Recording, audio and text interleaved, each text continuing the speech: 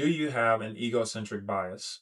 The answer is yes, but I'll explain. First, my name is Cameron, and I am getting my PhD in biomedical engineering. And I make civic education content on the side because that's what I do to be the change I wish to see in the world. So, an egocentric bias is a bias where you assume that other people share your same perspective, feelings, or knowledge in general. And I was reminded of my own egocentric bias because I was playing basketball this week on campus with some undergrads, and I was talking to them about the Epstein case, and they had no background knowledge on the case or the situation or who he was. They just kind of hear the name and understand that it's like a big topic in the news right now or in politics. Like they understand that he was a pedophile, but that's about as far as it goes. And then it hit me. I was like, oh, of course, you were an iPad baby. So you were in middle school when Jeffrey Epstein died in 2019, and you were even younger before that when all the stuff started hitting the fan. So I wanted to give a really quick explanation of this whole Jeffrey Epstein case for anybody who either was too young to understand the background when it was happening and what was going on, or for anybody who was like kind of checked out and doesn't understand the ins and outs or why it's such a big deal. So the two people that this case centers around are Jeffrey Epstein and his girlfriend, Ghislaine Maxwell. So Jeffrey is really rich. He's a financier, and Ghislaine is a British socialite who comes from a really wealthy family in Great Britain. Everything kind of starts in 1996 when Maria Farmer goes to the FBI and files a complaint saying that Jeffrey Epstein and Ghislaine Maxwell sexually assaulted her. And not only that, but they also abused her younger sister, who was 16 at the time. Now, that is the first documented report that we know the federal government had of Jeffrey Epstein and Ghislaine Maxwell's sexual abuse of minors. We also know that suspiciously, no action was taken. 2 years later, in 1998, Jeffrey Epstein bought this island in the U.S. Virgin Islands. I'll come back to the island, but for now, it's not really relevant because most of the criminal activity that was eventually investigated happened in Florida or New York. So then in 2005, almost a decade after the first reports to the FBI in 1996, a 14-year-old girl's parents reported to the local Palm Beach Police Department that Jeffrey Epstein had paid their daughter for a massage that ended up turning sexual. And this was a common pattern in Epstein's crimes where he and Maxwell would go recruit young underage girls and pay them to give them sexual massages and then use those same girls to go recruit other girls. So now the local police department start to investigate him, and they charge him in 2006 with just one count of prostitution.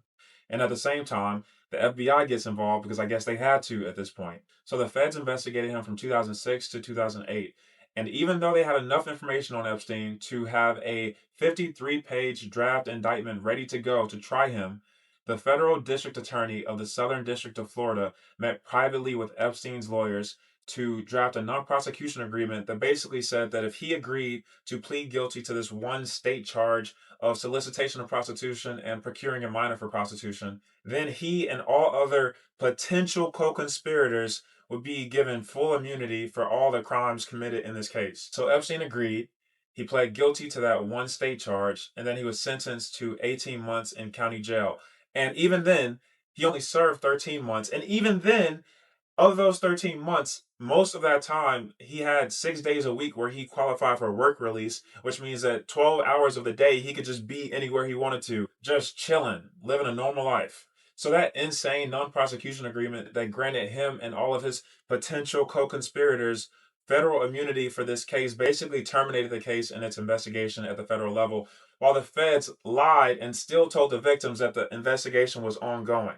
So now, with seemingly no expectation for any accountability for the crimes that he commits, he continues to abuse young girls. And we know this because of civil lawsuits and settlements, as well as victim and witness testimonies. And honestly, he probably would have never faced any further consequences if it wasn't for Julie K. Brown's investigative reporting at the Miami Herald, who was looking into like why he got this super lenient plea deal granted to him by the district attorney, who at the time of her investigating in 2017 was just appointed to labor secretary of Trump's cabinet in his first term.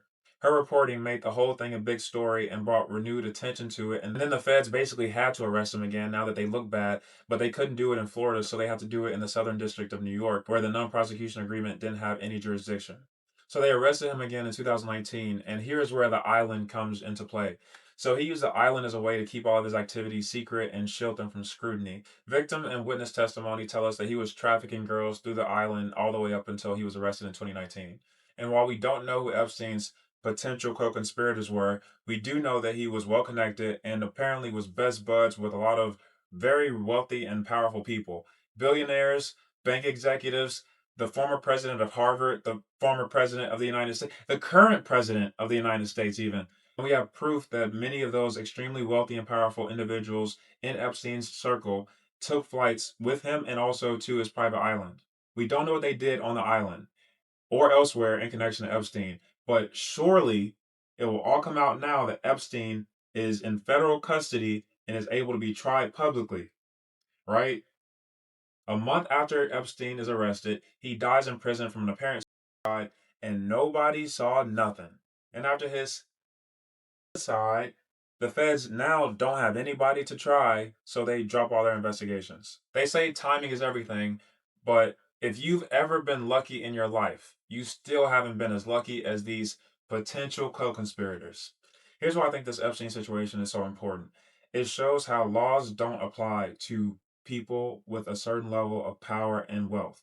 Epstein was very wealthy and he was well connected to other wealthy, powerful people. And we know from the victims themselves that they were trafficked to other powerful people. And yet, in all this time, over the last 20 years, the government has only indicted him and Maxwell for any of these crimes. All these other wealthy, powerful people involved in this conspiracy just get to go on living their normal lives. So our government is, at best, protecting, and at worst, enabling sex traffickers and pedophiles simply because they happen to be wealthy and powerful. This case is a microcosm of a much bigger issue, which for me boils down to how power works in our society. We as a society allow individual people to amass so much wealth and power that they don't ever have to be accountable to the rest of society. So much so that they can harm the most vulnerable among us with absolutely no repercussions or consequences right in our faces. Imagine how that lack of accountability